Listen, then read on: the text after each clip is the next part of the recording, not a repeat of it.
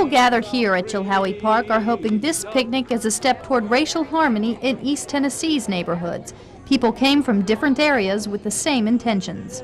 Well, I'm here because I think this is a good idea and long overdue, and hope that it will continue. Well, I believe very much in the oneness of mankind, and when I heard about this, I thought, this is what I think is trying to be expressed today, and as Mary said, this is long, long overdue.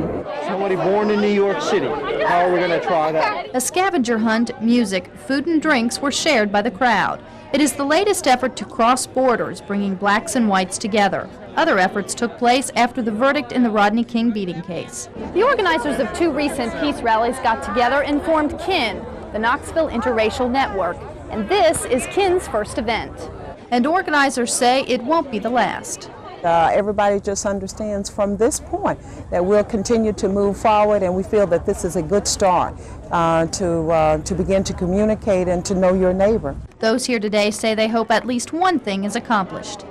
Hopefully awareness, not only of that people of different races can coexist and live together, but they can truly appreciate each other's diversity and have fun doing it. Patricia McGeever, Action 10 News Today. Equity Associates is a technical writing and editing firm whose name reflects the owner's wish for equal treatment for all. But Dr. Marcia Riley Elliott says she has consistently been excluded from work contracts from the state and other agencies in Tennessee.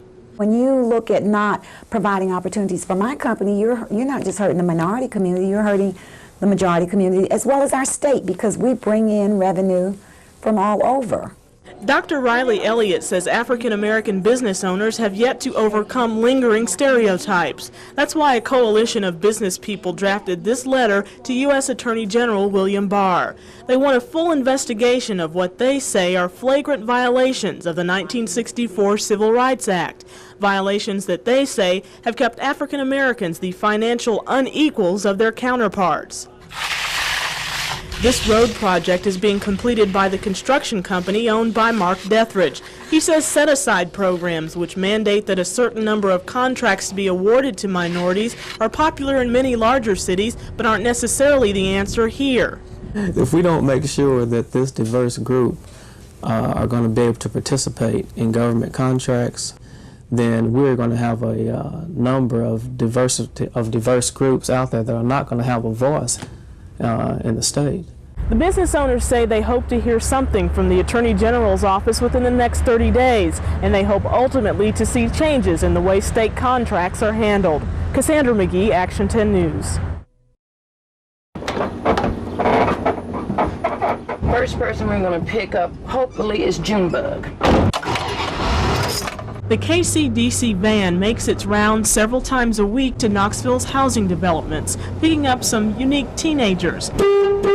They all have shown special promise or a special problem to be chosen for the Teen Action Group, or TAG. They keep you young, they really do. This isn't just another summer program. Several times a week, the teens get together for activities. Now pull it up, just start pulling it up. One day it's button making and arts and crafts. These are all things that were made and used by people here in Tennessee. Another day, it's a trip to the museum to learn about early American Indian life. This is a kind of a drill called a pump drill. The whole idea is to expose the youngsters to experiences they might not otherwise have, while teaching them lessons in leadership and academics. First of all, we're trying to teach them respect and self-respect. And we want them to be able to see a lot of the things in life that are very obtainable, things that they should know about and things that they can strive to achieve. The TAG program is so popular, there's a waiting list of 50 to 75 children. Organizers hope to one day be able to include them all. We go to museums and libraries and all sorts of different things. It's helping people to be responsible and to stay off the streets and stuff. And we're doing a whole lot of stuff, and we're having fun too. If you press that in the wet clay, it will leave a design. An added benefit is that once summer's gone, the program will continue with tutoring and support for those who need it during the school year. And the help won't stop even there. The youngsters' progress will be tracked through college with the possibility of financial help for those who make it there. Cassandra McGee, Action 10 News.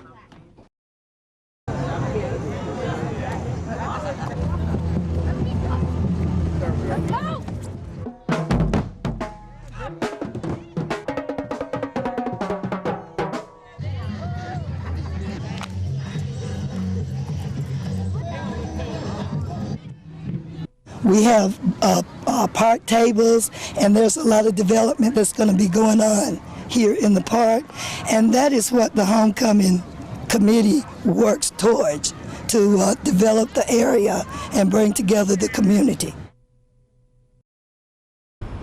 For years, the once vibrant community of Mechanicsville lay in ruin and decay. Families fed up with the dirt and the crime moved out, leaving dozens of vacant, dilapidated houses. Old folks stayed behind, though not always by choice. But today there's a new look in Mechanicsville and a new spirit. Folks here call it a can-do spirit. Government agencies like TVA and HUD and the city of Knoxville joined forces with private investors and just plain folks to create a new Mechanicsville. Loans were made available for those willing to build here.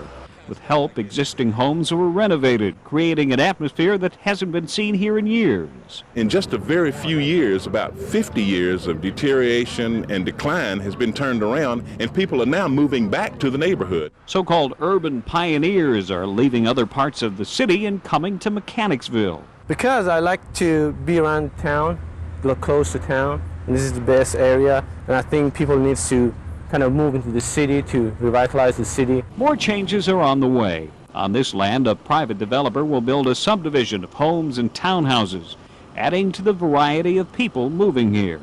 It's all kinds of people. You have poor people, you have professional people, all kind of people in the area, and they're working together and living together in harmony. All of the improvements in Mechanicsville have not been of bricks and mortar. They say as the renovations have taken place, crime has all but moved out. Ken Schwal, Action 10 News. They're going to talk about racial problems. Unscheduled assemblies were called at Rockwood Junior and Senior High Schools to send a message to students about recent racial incidents. I talked to them and I told them no longer would any of this be tolerated. Both school and city leaders spoke to the students. The incident that some say was the straw that broke the camel's back involves a white 8th grade boy who's a special ed student and a black 9th grade girl. The two got into a verbal argument after the boy came to school in a Halloween costume, dressed as a member of the KKK. School leaders say the argument escalated and the boy then hit the girl in the head. The 14-year-old boy involved in the incident was immediately suspended from the junior high. A disciplinary hearing is pending before the school board and the student could be expelled. We have approximately 240 students, and as I said to them in assembly, we have 230 great kids. We have just a few that sometimes cause problems. We had a few that caused these problems last week, and we're going to take care of these problems and those few that caused the problems. The assemblies are the first step. Reverend Anthony Chapman was one who spoke to the students today. If we put up this barrier, this black and white barrier in the junior high, it's only going to grow in high school and then grow after we get out of high school, and then they're going to teach their kids that prejudice. And prejudice is just ignorance, the lack of knowledge. All involved say it's unfair that the majority suffers because of the actions of a few.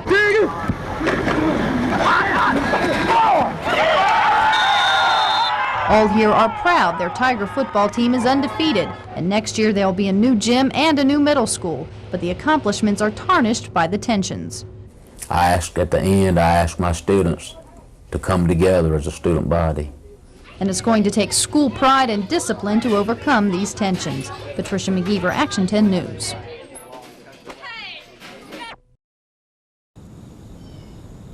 Trustees of the estate of the late Evelyn Montgomery Hazen are restoring her home piece by piece. The fireplaces are marble, and because of their beauty, a lot of people believe that they came from Italy. My assumption is that they did not have a lot of guests, because if they did, the furniture would not be perfect like it is. That children's piano is an unusual little piano, and this is a little baby's coat. Evelyn Hazen's grandfather, Joseph Mabry, built the house, then known as Mabry Hill, in 1858. In 1883, grocer Rush Strong Hazen married Laura Evelyn Mabry and had daughters Marie, Lillian, and Evelyn. The house went to Evelyn, who became a school teacher and later a UT professor's assistant, but scandal scarred her life.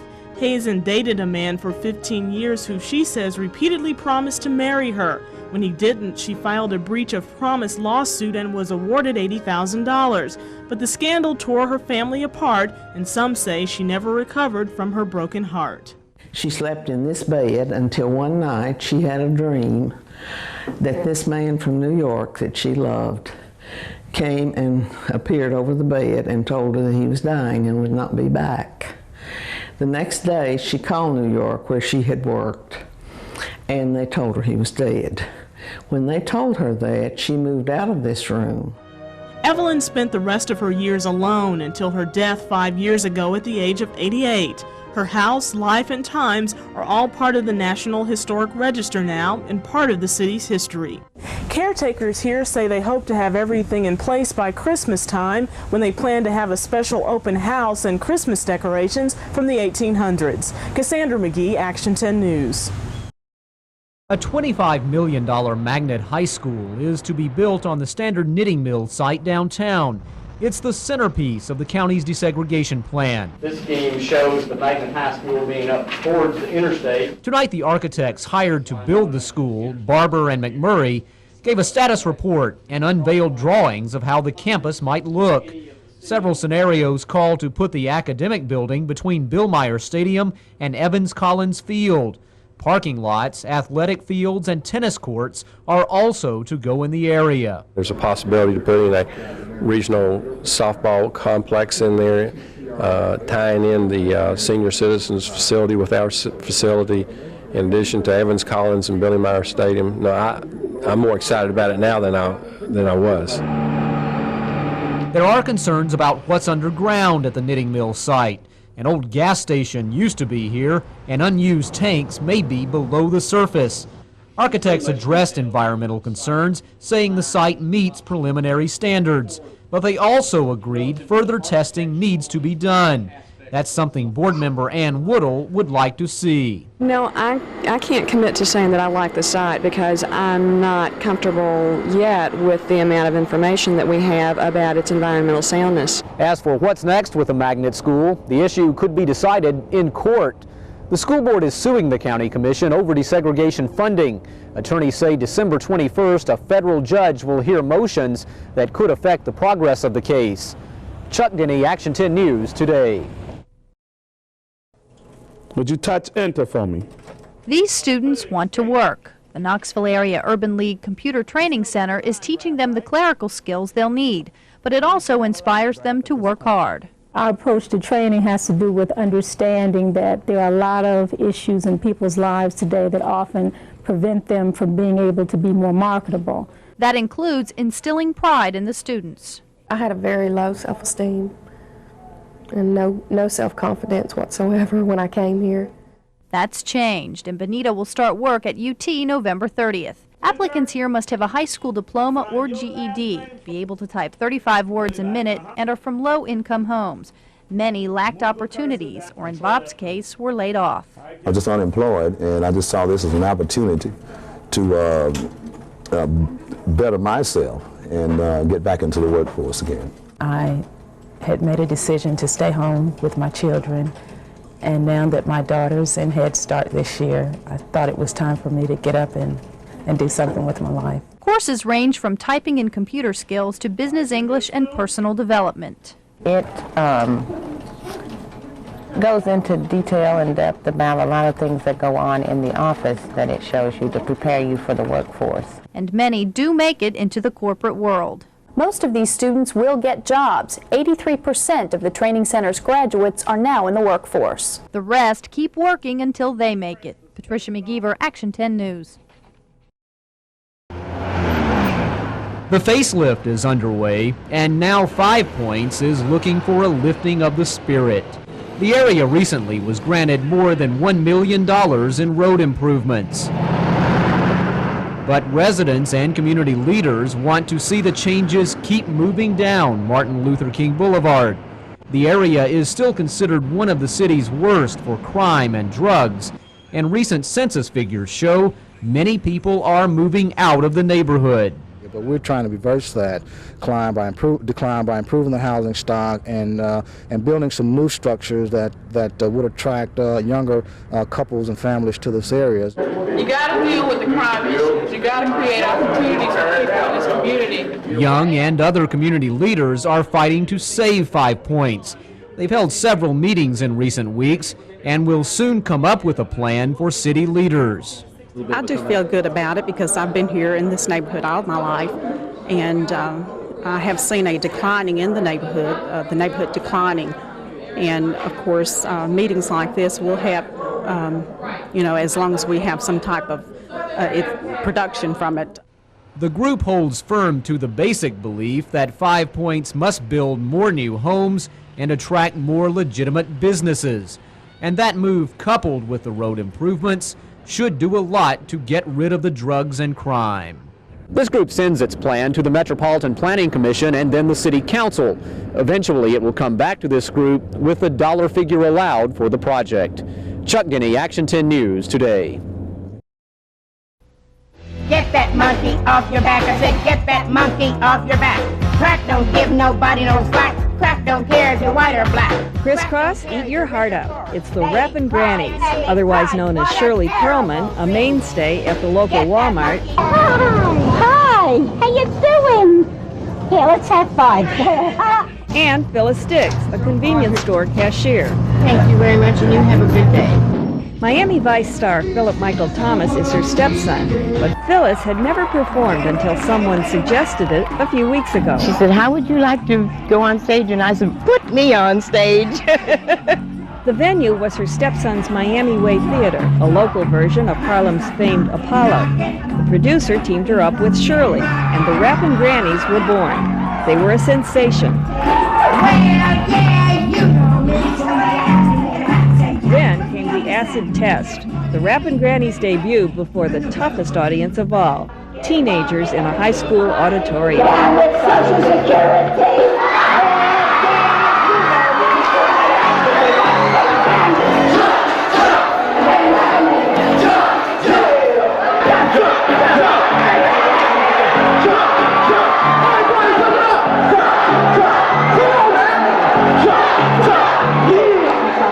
Now, when you hear those grannies rap, away your toes aren't gonna tap. Their way with kids is just uncanny. Nobody doesn't love a granny. Our future are the children, and if we can reach the children positively, we'll have a better America. I've never seen an audience go so crazy over rappers. I mean, I've been to some concerts and they go crazy over Hammer, and Hammer's great, but you gotta watch out for granny rap. Go, Granny, go, Granny, go. Don't do drugs. Don't do drugs. You can follow your dreams and achieve it and do anything you want. What you believe you can achieve is shown in granny rap.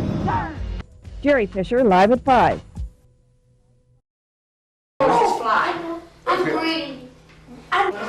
Africa is a continent. Right. What's yellow? It's Amadou. East Africa. In order to know how far you have to go, you have to know where you come from first. From Somalia. Okay.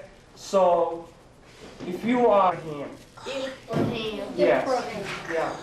If you summer dress, okay, when it's real hot, you wear this. It's big because the air comes here everywhere, okay? You can wear any short, okay? And this is summer shoes here.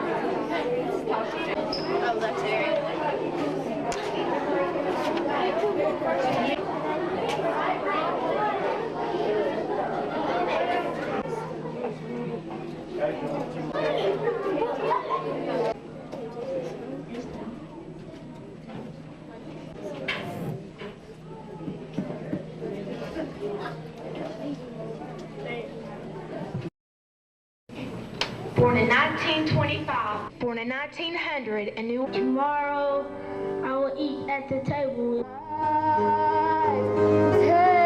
Take my hand, precious Lord, and lead me on.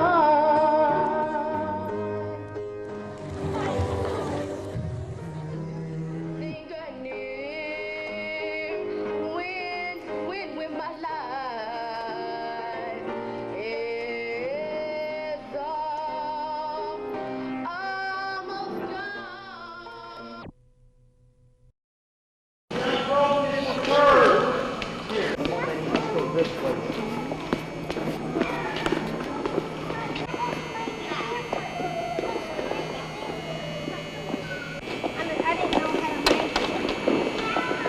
How about that? Now let's put her.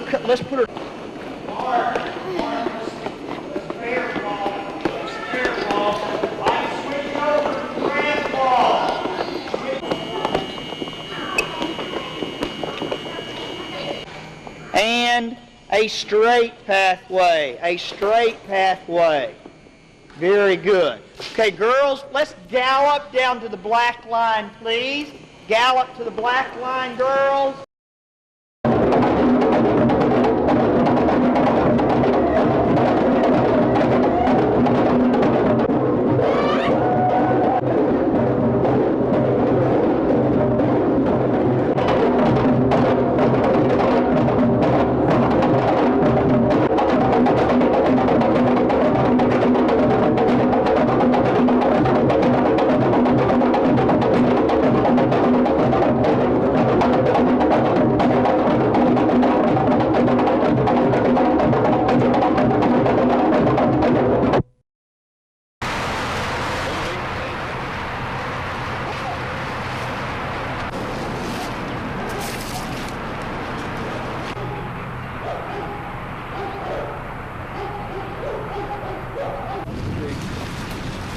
Well, we can't get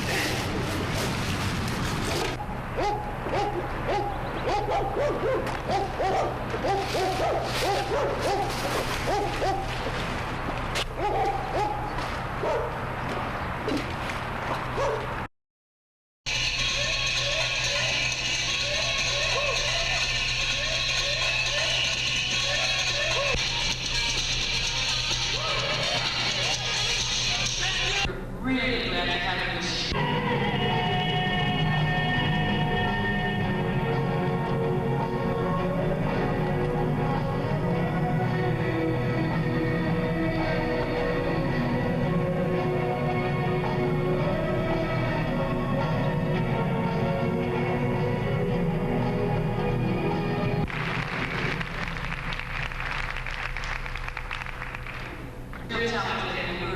Really glad to have you here. Give another hand.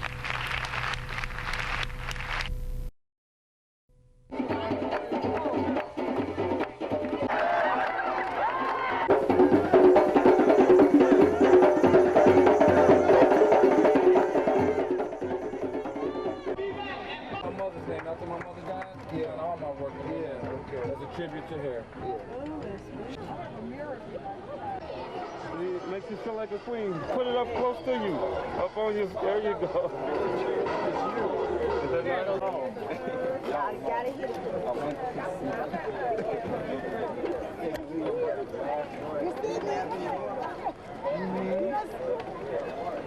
I never seen it.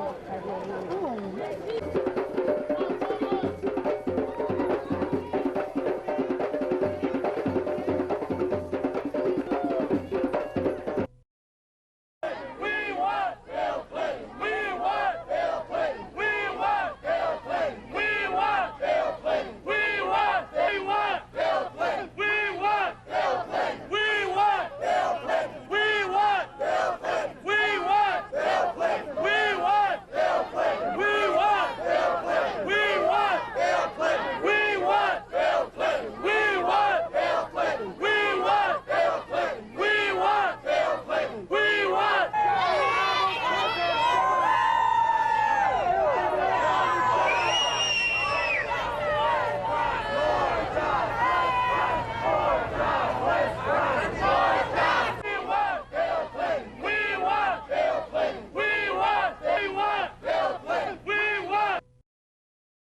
Ready? Yeah.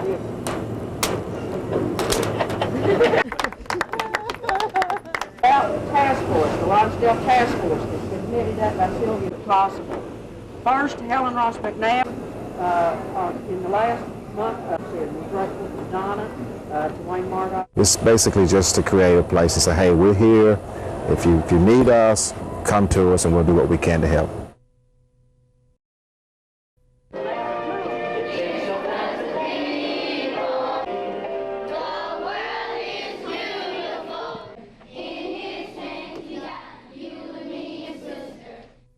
One day live in a nation where they will not be the sons of former slaves and the sons of former slave owners. We'll be able to sit down together at the table of brotherhood. They could no longer play together. How sad that must have been for a boy at 6. How were you here?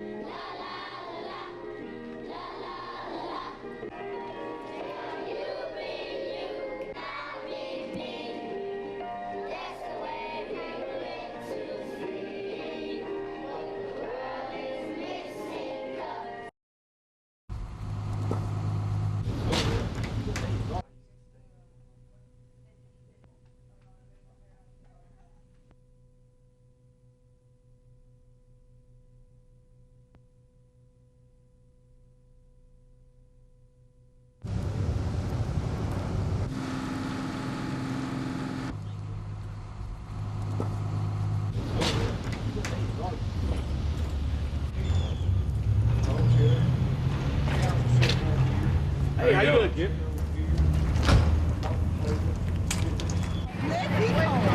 Yeah, he did. Thanks, I'm on the wrong side.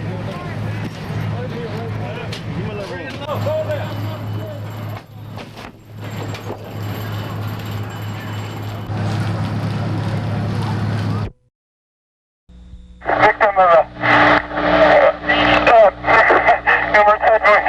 Much of the day taken up with listening to radio transmissions from the LAPD units on the scene that night. The prosecution saying at one point the tape reveals Officer Powell describing King's head wounds and laughing.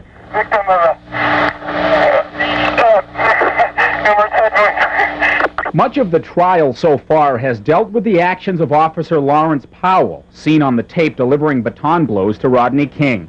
Through testimony and then cross-examination of the eyewitness California Highway Patrol officers, defense attorneys believe the jury has been shown that King was aggressive and use of force was justified. I think it's going as expected, and it's going to get better for the defense because there's going to be a lot more testimony reflecting the perceptions of the police officers and their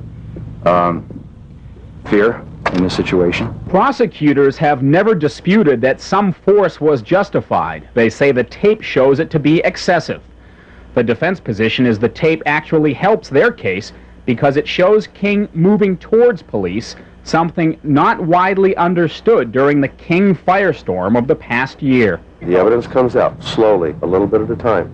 Eventually you'll have the whole story.